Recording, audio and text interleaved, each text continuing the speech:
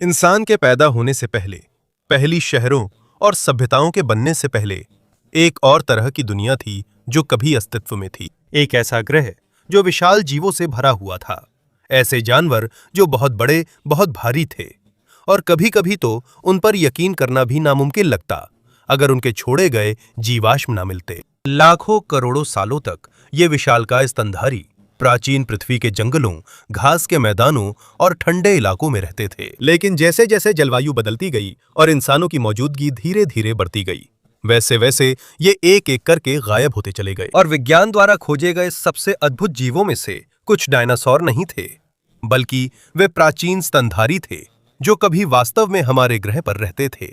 उनमें से एक था विशाल प्राइमेट जो एशिया के जंगलों में घूमता था, जायगेंटोपिथेकस ब्लैकी। यह गोरिल्ला जैसा था जो प्रागैतिहासिक दुनिया के लिए बना था। पुराजीव विज्ञानियों के अनुसार यह जीव चीन और दक्षिण पूर्व एशिया में सैकड़ों हजार साल पहले रहता था, जब आधुनिक सभ्यता नहीं थी। हैरानी की बात यह है कि आज तक इसका पूरा कंकाल नहीं मिला है।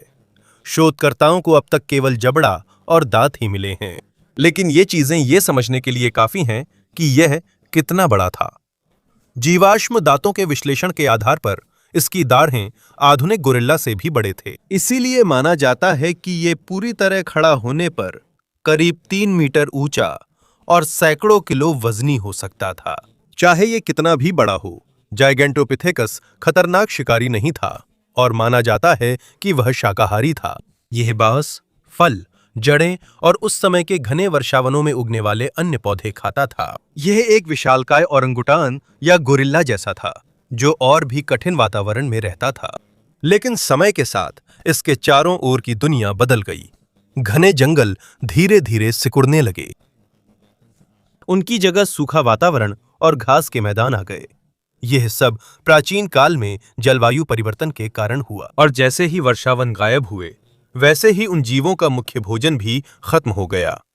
चीन और ऑस्ट्रेलिया के वैज्ञानिकों द्वारा प्रकाशित अध्ययनों के अनुसार गिगांटोपिथेकस के जीवाश्म दांतों से पता चलता है कि उसके आहार में विलुप्त होने से पहले बदलाव आया था। नरम पौधों की जगह इसे मजबूरी में पेड़ की छाल और पौधों के सख्त रेशे जैसी कठोर चीजें खानी पड़ी। और एक इतने बड़े जानवर के लिए ऐसी स्थिति बहुत खतरनाक होती है। जब किसी प्रजाति का आहार बहुत विशिष्ट हो तो वातावरण बदलने पर उसका जीवित रहना मुश्किल हो जाता है।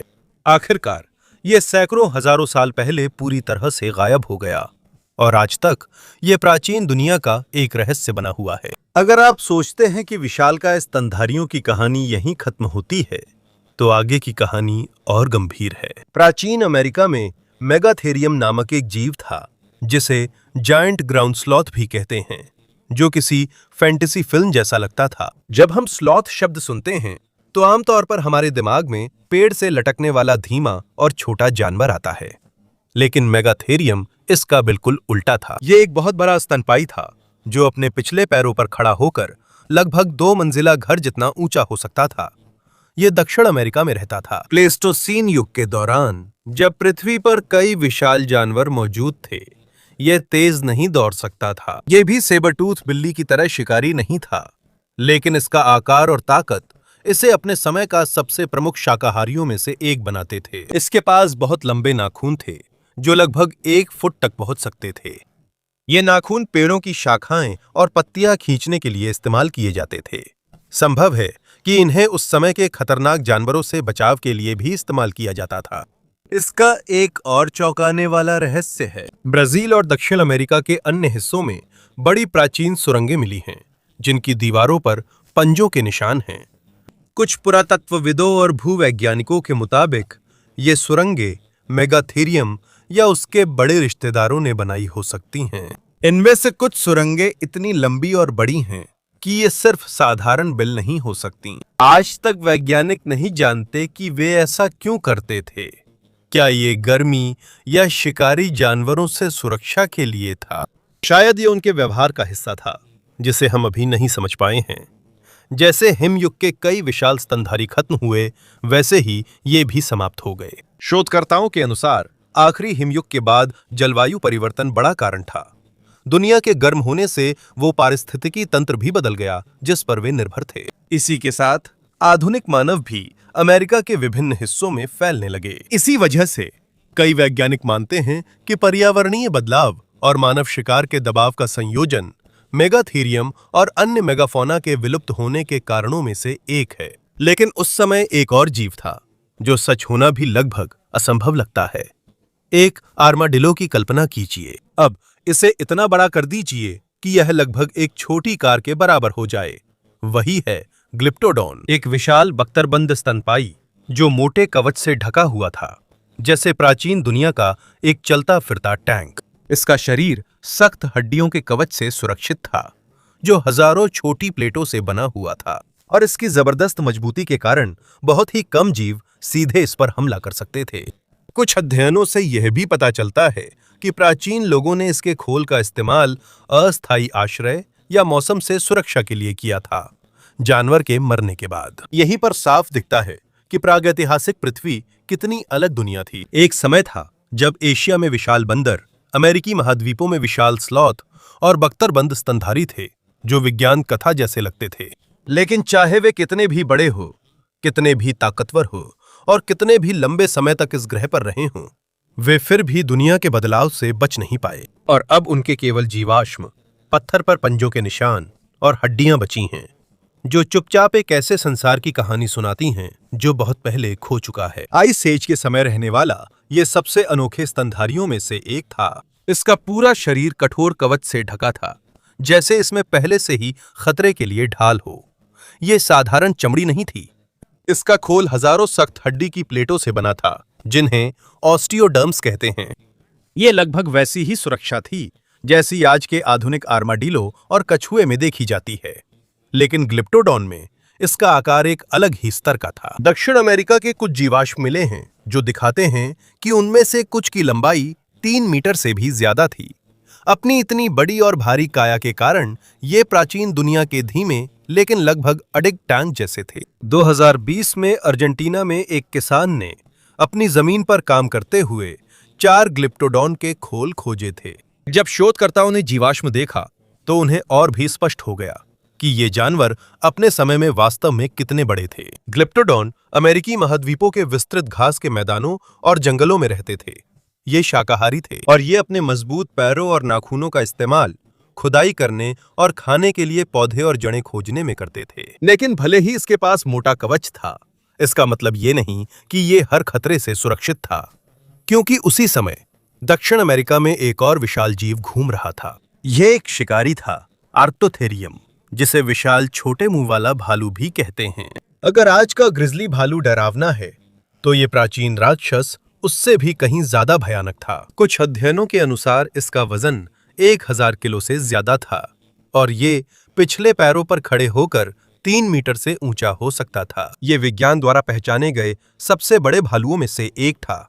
इसके पैर बहुत बड़े थे, शरीर बहुत भारी था और जबड़ा बेहद ताकतवर था। ये प्राचीन दक्षिण अमेरिका की खाद्य श्रृंखला में शीर्ष पर था। वैज्ञानिक इसके शिकारी व्यवहार को लेकर अब भी निश्चित नहीं हैं। कई शोधकर्ताओं का मानना है कि ये अपने समय के बड़े जानवरों का शिकार कर सकता था। संभव है इसमें ग्लाइप्टोडॉन के बच्चे और आइस एज के अन्य विशाल स्तनधारी भी थे। इसकी विशालता के कारण बहुत कम ही उस पर हमला करने की हिम्मत करते थे। लेकिन प्लाइस्टोसीन युग के अन्य विशाल स्तनधारियों की तरह आर्क्टोथेरियम का भी पतन हुआ। जैसे जैसे पृथ्वी की जलवायु अंतिम आइस एज के बाद बदलने लगी, वैसे वैसे उन विशाल जानवरों को जीवित रखने वाले पारिस्थितिकी तंत्र भी धीरे धीरे बदल गए। कुछ शिकार प्रजातियां गायब हुईं, उनके आवास छोटे हुए और प्राचीन इंसानों की गतिविधियां अमेरिका में फैल गईं। समय के साथ वे विशाल स्तनधारी एक एक करके गायब हो गए जिन्होंने कभी उस भूमि पर राज किया था, और उनमें से एक था पृथ्वी पर चलने वाला सबसे बड़े भालुओं में से एक। लेकिन प्राचीन दुनिया के इन विशाल जीवों की कहानी यहीं खत्म नहीं होती, क्योंकि प्लाइस्टोसीन काल में एक और स्तनधारी था जिस पर आज के जीवों से तुलना करने पर यकीन करना और भी मुश्किल है। आइस एज में स्टेप्पे मैमथ पृथ्वी के सबसे बड़े स्तनधारियों में था। ये आधुनिक हाथी से भी बड़ा था। इसकी ऊंचाई लगभग 4 मीटर तक होती थी और इसका वजन 12 टन तक पहुंच जाता था। इसके पास बहुत लंबी मुड़ी हुई दांतें थीं, जिनका इस्तेमाल ये खाना खोदने और शिकारी जानवरों से बचाव के लिए करता था। ये यूरोप और एशिया के ठंडे घास के मैदानों में रहता था और घास व झाड़ियां खाता था। वैज्ञानिकों के अनुसार ये उस समय के पारिस्थितिकी तंत्र का बड़ा हिस्सा था, क्योंकि ये घास के मैदानों को आकार देता था। आइस एज के बाद जलवायु बदलने और इंसानों के शिकार बढ़ने पर स्टेप्पे मैमथ धीरे धीरे गायब होकर अंततः विलुप्त हो गया। इंड्रिकोथेरियम पृथ्वी पर सबसे बड़े स्थलीय स्तनधारियों में से एक था, जो और भी चौंकाने वाला है। ये एक विशाल शाकाहारी था जो गैंडे जैसा दिखता था, लेकिन इसके पास सींग नहीं था।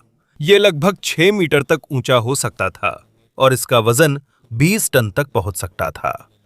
इसकी लंबी गर्दन की वजह से ये ऊंचे पेड़ों तक पहुंचकर पत्ते खा सकता था। ये मध्य एशिया में मैमथ से भी दसियों लाख साल पहले रहता था। आज तक वैज्ञानिकों के लिए ये एक रहस्य है कि इंद्रिकोथेरियम पृथ्वी से पूरी तरह क्यों गायब हो गया। इसका सटीक जवाब नहीं मिला, पर कई शोधकर्ता मानते हैं कि जलवायु परिवर्तन और वनस्पति बदलाव का इस पर बड़ा असर पड़ा। जब लाखों साल पहले पर्यावरण बदल रहा था, तो यह भी संभव है कि वे जंगल जहां से इसे खाना मिलता था छोटे हो गए हों। और एक इतने बड़े शाकाहारी जानवर के लिए, जिसे जिंदा रहने के लिए हर दिन बहुत सारी वनस्पति खानी पड़ती थी, पर्याप्त भोजन का ना मिलना एक बहुत बड़ी समस्या थी। प्राग ऐतिहासिक युग में विशाल शाकाहारी जानवरों के साथ साथ ऐसे शिकारी भी थे जो उन पर हमला करने को तैयार रहते थे। विज्ञान द्वारा पहचाने गए सबसे रहस्यमय मांसाहारी स्तनधारियों में से एक है एंड्रस अर्कस। यह प्राचीन काल में जीवित रहने वाले सबसे बड़े स्थलीय जानवरों में से एक के रूप में जाना जाता है। हैरानी की बात है कि इसके बारे में ज्यादातर जानकारी का मुख्य आधार लगभग एक ही जीवाश्म खोपड़ी है। इसकी विशाल खोपड़ी 20वीं सदी की शुरुआत में मंगोलिया में मिली थी और इसकी जबरदस्त आकार के कारण वैज्ञानिक हैरान रह गए थे। इसकी खोपड़ी 80 सेंटीमीटर से भी ज्यादा लंबी है, जो आज के ज्यादातर आधुनिक शिकारी जानवरों से बड़ी है। इसीलिए माना जाता है कि इसका जबड़ा इतना ताकतवर था कि मांस, हड्डी और बड़े शिकार को आसानी से कुचल सकता था। हालांकि एंड्रस अर्कस प्रागैतिहासिक काल में प्रसिद्ध है, इसका असली स्वरूप आज भी रहस्य है, क्योंकि अब तक बहुत कम जीवाश्म मिले हैं।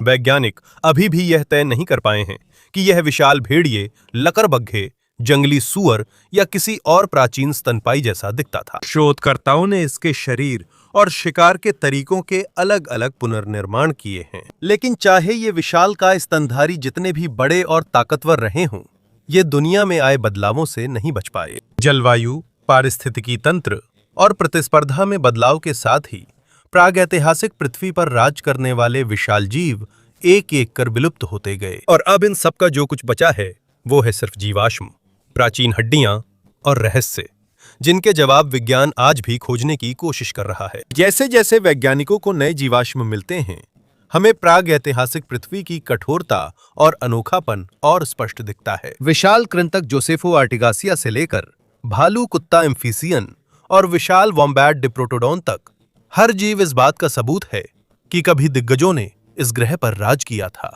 महासागरों में पैरोसेटस कोलोसस जैसी विशाल व्हेलें थीं, जो शायद पृथ्वी के सबसे भारी स्तनधारियों में थीं। लेकिन चाहे वे कितने भी बड़े और ताकतवर क्यों न रहे हों, कोई भी जलवायु परिवर्तन, आवास के नुकसान और समय के चक्र से नहीं बच सका। और अब उनमें से जो कुछ बचा है वो सिर्फ जीवाश्म और रहस्य हैं, जिन्हें विज्ञान आज भी सुलझाने की कोशिश कर रहा है। क्योंकि इंसानों की दुनिया शुरू होने से पहले धरती पर कुछ और दिग्गजों ने राज किया था।